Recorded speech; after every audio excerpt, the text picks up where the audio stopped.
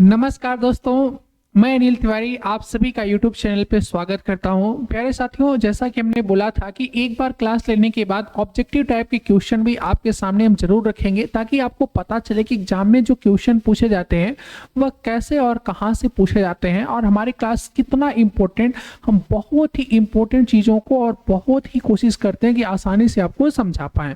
अब जैसे कि आप देख सकते हो कि ये जो हम लोग पाषाण काल या प्रागैतिहासिक काल पढ़े हैं, तो उसमें क्या क्या क्वेश्चन पूछा गया है, किस एग्जाम में पूछा गया है, ये सब प्रश्न घटना चक्र के हैं और उनको मैं आपके सामने रखने का प्रयास कर रहा हूं। आप लोग भी प्रश्न को साथ में हल करिएगा।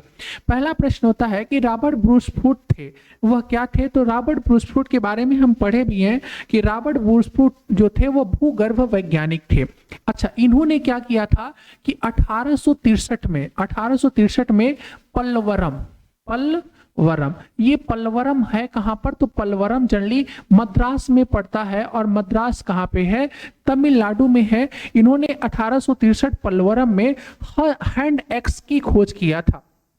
हैंड एक्स, इन्हें एक हस्त कुल्हाड़ी मिली थी, जिसके कारण इन्हें प्रागैतिहासिक काल का जनक कहा जाता है। इन्हें प्रागैतिहासिक काल का जनक और एक ये भूगर्भ वैज्ञानिक थे। तो ये भी ध्यान रखना है कि प्री हिस्टोरिकल या प्रागैतिहासिक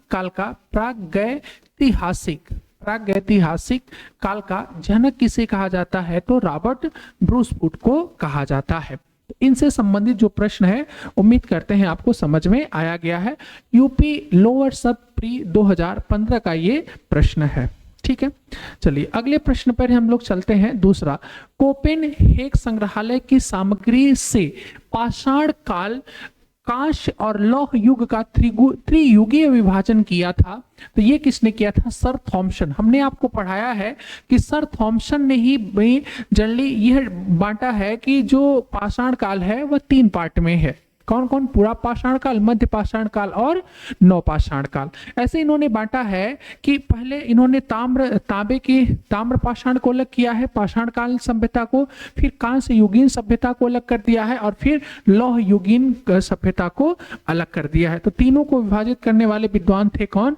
थॉमसन थे। चलिए अगला है प्रश्न तीसरा, उत्खनित प्रमाणों के अनुसार पशुपालन का प्रारंभ कहां पर हुआ है? तो जो पशुपालन का जो ये साक्ष्य मिला है प्यारे साथियों, ये लगभग मध्य पाषाण कालीन है। और कौन कौन से पशुपालन के में जगह पे मिली है? तो 2 जगह पर मिलता है। एक कहां पर मिलता है? तो जनरली एक आदमगढ़ है। ये आदमगढ़ कहां पर है? ये मध्य प्रदेश में है यहाँ। और दूसरा जो है वह कौन है? बाजोर है। ठीक है, कौन है? बाजोर है। और ये कहां पर है? ये राजस्थान में है। कौन सा इनका पहला पालतू पशु था? तो पहला जो पालतू पशु है वह कौन सा रहेगा? कुत्ता इनका पहला पालतू पशु है। और दूसरा इनका पालतू पशु कौन सा है? घोड़ा है। ये भी आपको ध्यान रखना है। तो 2 स्थान, एक आदमगढ़ और दूसरा बाजौर। बाजौर राजस्थान, आदमगढ़ मध्य प्रदेश में है। अगला और चौथा प्रश्न है, मध्य पाषाण कालीन प्रसंग में पशुपालन के प्रमाण कहां से मिले हैं? तो जस्ट अभी हमने क्वेश्चन कराया है, कहां पर? आदमगढ़। और ये कहां पर है? मध्य प्रदेश में है। अगर दूसरा पूछता तो दूसरा जो है वह कहां पर है? बाजौर। ये कहां पर है? राजस्थान में है। चलिए अगले प्रश्न पे हम लोग चलते हैं। 5वां प्रश्न है, सब एग्जाम के प्रश्न है, आप देख सकते हो, सब घटना चक्र के प्रश्न है। निम्नलिखित में से किस स्थान से हड्डी के उपकरण प्राप्त हुए हैं? तो हड्डी के जो उपकरण हैं ये कहाँ कैसे हैं? तो जनरली मध्य पाषाण कालीन है। मध्य पाषाण कालीन है। और ये कहाँ से मिले हैं? तो ये महदहा से मिला है। कहां से मिला है? महदहा से मिला है। और सराय नाहर से भी मिला है, बट मुख्य रूप से महदहा। ये महदहा कहां पर है? तो ये यूपी प्रतापगढ़ में पड़ता है। प्रतापगढ़ में पड़ता है। ये कहां पर है? यूपी में मिलता है। ऐसे ही आपका सराय नाहर में भी मिला है, बट उच्च कोटि के जो अधिकतम मिले हैं वो महदहा में है। और जो घटना चक्र में विवरण है वह सी और डी दोनों दे रखा है। बट एग्जाम में आयोग जो माना है वह किसे माना है? महदहा को माना है। ये यूपी पीसीएस मेंस 2010 का प्रश्न है। ठीक है, ओवरऑल दोनों में हड्डी के साक्ष्य प्राप्त है। अगला, एक ही कब्र से 3 कंकाल निकाले गए हैं। तो जो एक ही कब्र से कहां से 3 कंकाल निकाले गए हैं, तो एक ही कब्र से ध्यान रखिएगा दमदमा से निकाले गए हैं। दमदमा है कहां पर, तो ये हरियाणा में प्राप्त है। ये कहां पर है, हरियाणा में दमदमा है, और दमदमा से 3 कंकाल साक्ष्य प्राप्त हुए हैं। मधा से जो हम बोले हैं, तो मधा जो है प्यारे साथियों हमने बताया यूपी के कहां पर है, ये प्रतापगढ़ में। यहाँ पर हड्डी के कंकाल प्राप्त हुए हैं, हड्डी के उनके उपकरण है, और सराय नाहर से भी। ठीक है, चलिए अगला प्रश्न है, भारत में मानव का सर्वप्रथम साक्ष्य कहाँ मिलता है। तो भारत में जो है सर्वप्रथम साक्ष्य नर्मदा नदी के तट पर मिला है, नर्मदा घाटी में मिला है। और जो यहाँ पर मानव की खोपड़ी मिली है, कौन मिली है, मानव की खोपड़ी मिली है, मानव की खोपड़ी मिली है, जिसे ही नर्मदा मानव कहा गया है। इसका नाम क्या रखा गया है, नर्मदा मानव इसका नाम रखा गया है। ये कब खोजी गई है, तो ये 1982 में खोजी गई है। किसके द्वारा खोजी गई है, अरुण सांकलिया के द्वारा इसकी खोज की गई है। अरुण सांकलिया के द्वारा इसकी खोज की गई है। अगर विश्व स्तर की बात करेगा, तो विश्व में पहला मानव कहां पे देखा गया था या कहां खोजा गया था, तो अफ्रीका में। कहां पर है, अफ्रीका में, जिसे ऑस्ट्रेलियोपेंथेसिस कहा जाता है। ठीक है, तो ये चीजें आपको ध्यान रखनी है। अगला है 8वां नंबर का प्रश्न, मानव द्वारा सर्वप्रथम प्रयुक्त अनाज कौन सा है। तो जनरली मानव द्वारा जो पहला अनाज है वह कौन सा है प्यारे साथियों, जौ है। कौन है, जौ और गेहूं। जनरली जौ कहां पर ये प्राप्त हुआ है, देखो सर्वप्रथम भारत की बात नहीं हो रही है, पूरे विश्व में। तो जनरली भूमध्य सागरीय जो क्षेत्र था, भूमध्य सागरीय जो क्षेत्र था, यहाँ पर जो सबसे पहला अनाज खोजा गया वह कौन सा है, जौ है। फिर जौ के तत्काल बाद ही गेहूं, और फिर चावल और बाजरा का भी जनरली ये लोग आविष्कार कर लेते हैं या इसकी जानकारी प्राप्त कर लेते हैं। अगला, भारतीय उपमहाद्वीप में कृषि के प्राचीनतम साक्ष्य कहां प्राप्त हुए हैं। अब यहाँ पे भारतीय उपमहाद्वीप की बात किया है, तो जब भारतीय उपमहाद्वीप की नाम की बात करेगा, तो कृषि का पहला साक्ष्य कहां से मिला है, तो मेहरगढ़ से मिला है। मेहरगढ़ ये कहां पर है, तो ये जनरली पाकिस्तान में है, पाकिस्तान में मेहरगढ़ है। और यहाँ से जो साक्ष्य मिला है वह किसका मिला है, जौ और गेहूं का साक्ष्य मिला है। वहीं पर कोल्डिहवा जो है ये कहां पर है, यूपी में है। और कोल्डिहवा से चावल की भूसी का साक्ष्य मिला है। चावल की भूसी, जो धान की भूसी नहीं होती है, इसे ही चावल की भूसी बोले या तो धान की भूसी बोले। ये साक्ष्य कहां से मिला है, कोल्डिहवा। ये कहां पर है, ये यूपी में पड़ता है। यूपी के भी कहां, यूपी के इलाहाबाद में कोल्डिहवा जो है वह पड़ता है। ठीक है, चलिए कौन सी नदी, तो बेलन नदी के तट पर पड़ेगा। ठीक है, तो इतना आपको चीजें ध्यान रखनी पड़ती हैं। अगला 10वां नंबर का प्रश्न है कि उस स्थल का नाम बताइए जहां से प्राचीन स्थायी जीवन के प्रमाण मिले हैं। जहां से प्राचीन स्थल के प्रमाण मिले हैं, तब हमने बताया कि जनरली जो कृषि जौ और गेहूं का साक्ष्य 7000 BC पुराना है मेहरगढ़ से। तो वहीं पे लोग रहते रहे होंगे बढ़िया तरीके से। जीवन का साक्ष्य जो मिला है वह कहां से मिला है, मेहरगढ़ से पुराना मिला है। तो मेहरगढ़ प्रश्न का सही उत्तर हो जाएगा।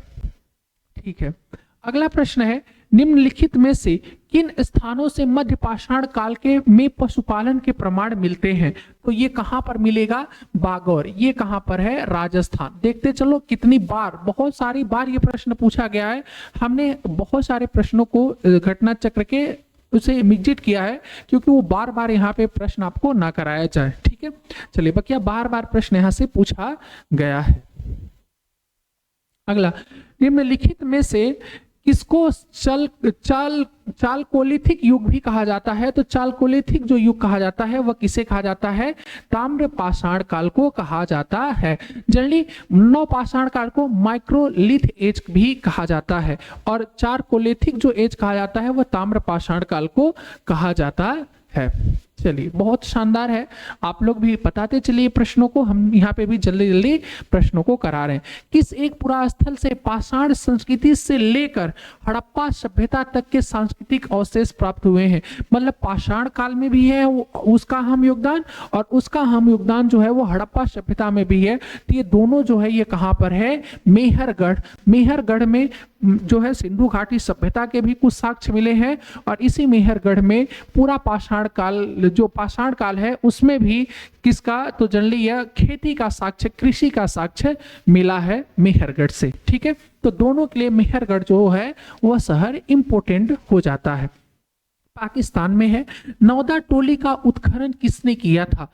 तो नौदा टोली का जो उत्खनन किया था वो किसने किया था? तो यह वीएस वाकड़कर ने किया था, मार्टिमर व्हीलर ने किया था, केडी वाजपेयी ने किया था, या एचडी सांकलिया ने किया था? तो किसने किया था? एचडी सांकलिया ने किया था। किसने किया था?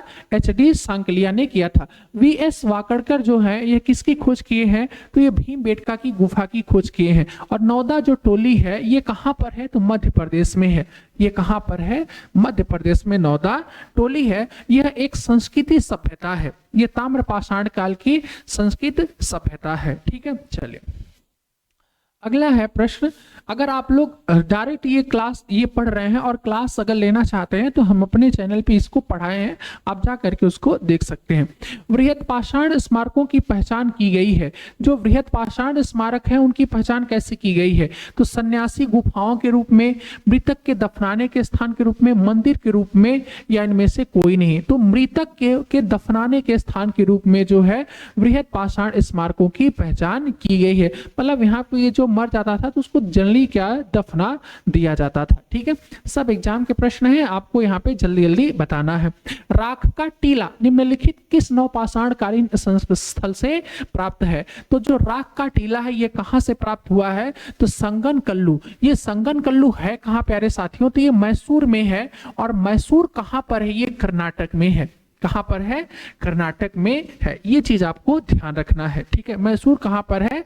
कर्नाटक में है। अगला 17 नंबर प्रश्न है, किसने भीमबेटका की गुफा को देखा और उसके शैलचित्रों के प्रागैतिहासिक महत्व को खोजा है? तो किसने खोजा था? ये वीएस वाकड़कर ने खोजा था। कब खोजा था? 1957 में खोजा था। और यहाँ पर लगभग 600 से ज्यादा, यहाँ पे 600 ज्यादा गुफाएं मिली हैं, और वहां पे चित्रकारी का भी कुछ साक्ष्य मिला है। भीमबेटका की गुफा। ठीक है, इसे 2003 में, आपको ध्यान रखना है, 2003 में इसे विश्व धरोहर की सूची में भी सम्मिलित किया गया है। ठीक है, अगला है गैरिक मृतभांड पात्र का नामकरण हुआ था। तो जो गैरिक मृतभांड है उस पात्र का नामकरण हुआ था हस्तिनापुर में, अहिचित्र में, नोह में, या लाल किला में? तो हस्तिनापुर। ये कहां पर है? हस्तिनापुर। तो जनरली ये हरियाणा वाले क्षेत्र में पाया जाता है। जो कुरुक्षेत्र में आप देखोगे कि जनरली जो महाभारत युद्ध लड़ा गया है वो हरियाणा के कुरुक्षेत्र में लड़ा गया है। तो हस्तिनापुर में गैरिक मृतभांड, मृतभांड क्या बोलते हैं? तो मिट्टी के बर्तनों को बोला जाता है। मिट्टी के बर्तनों को बोला जाता है मृतभांड। ठीक है, चलिए अगला प्रश्न है, ताम्राश्य काल में महाराष्ट्र के लोग मृतकों को घर के फर्श के नीचे किस तरह रख करके दफनाते थे? मतलब पहले के लोग कैसे दफनाते थे? तो भाई बहुत आसान है, आज भी लोगों को उत्तर से दक्षिण ही लेटाया जाता है।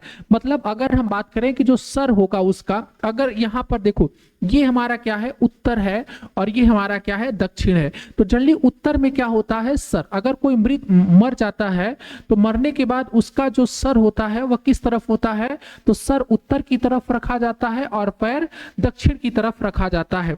आजकल तो नहीं, बट प्राचीन समय में, आज से 10 साल पहले हमारी माता जी लोग, दादी जी लोग भी बोलती थी कि दक्षिण की तरफ पैर करके नहीं सोना चाहिए। तो पहले के जब मरने के बाद क्या किया जाता था? दक्षिण की तरफ पैर करते थे, उत्तर की तरफ सर। तो पहले सर होता है, पहले सर।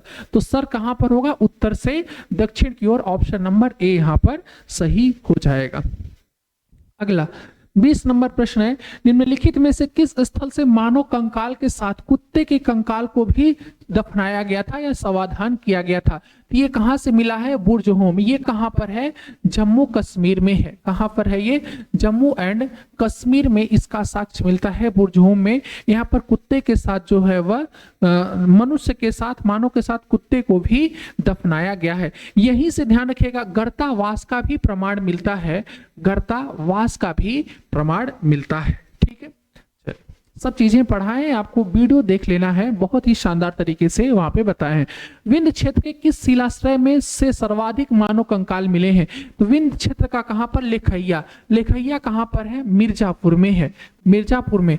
यहां से ध्यान रखिएगा, सबसे अधिक सर्वाधिक जो मानव हैं इनके कंकाल मिले हैं। लगभग कितने कंकाल मिले हैं? तो पहले 27 मिले थे और टोटल 43 कंकाल का एक साथ साक्ष्य मिला है। कहां? लिखैया मिर्जापुर से मिला है। ठीक है, अगला है भारतीय पुरातत्व सर्वेक्षण विभाग किस मंत्रालय के अधीन आता है? मोस्ट इंपोर्टेंट प्रश्न होता है।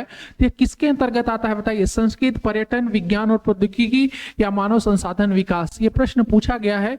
ये संस्कृति, अब ये संस्कृति कौन? तो ये जनरली रहन सहन जो होता है, भूगर्भ जो सर्वेक्षण विभाग है, भारतीय पुरातत्व सर्वेक्षण विभाग है, तो ये जनरली संस्कृति के अंतर्गत, संस्कृति मंत्रालय के अंतर्गत आता है। आपको बताना है कि वर्तमान में संस्कृति मंत्री जो है वह कौन है? राष्ट्रीय मानव संग्रहालय कहां पर है? तो ये कहां पर है? भोपाल में है। कहां है? भोपाल, ये सी ऑप्शन। राष्ट्रीय मानव संग्रहालय कहां पर है? मध्य प्रदेश की राजधानी भोपाल में है। कई बार एमपी में ये प्रश्न स्पेशली पूछा गया है। तो लगभग 23 प्रश्न थे पूरे घटना चक्र में, आप पलट करके देखिएगा, लगभग उसमें भी 30-35 प्रश्न है, जिसमें से प्रश्न काफी बार रिपीट हुए हैं। सब प्रश्न बहुत ही इंपॉर्टेंट है, हमने आपको यहाँ पर कराया है। तो उम्मीद करते हैं क्लास आपको बहुत ही अच्छी लगेगी और यहाँ से आपको कुछ सीखने को मिलेगा कि एग्जाम में कैसे पीसीएस में प्रश्न पूछे जा रहे हैं, मेंस में कैसे प्रश्न पूछे जा रहे हैं, और अगर वनडे एग्जाम की तैयारी कर रहे हैं तो इससे बाहर को भी प्रश्न नहीं पूछेगा। ठीक है, नॉर्मली ही वहाँ प्रश्न पूछ लिए जाएंगे। तो अगर ये करे रहेंगे तो आप कोई भी एग्जाम देंगे तो वहाँ पर आपको हेल्प मिलेगी। तो आप लोग कमेंट करके बताइए कि आपने कितने प्रश्नों का सही उत्तर दिया। मिलते हैं नेक्स्ट वीडियो में। जय हिंद।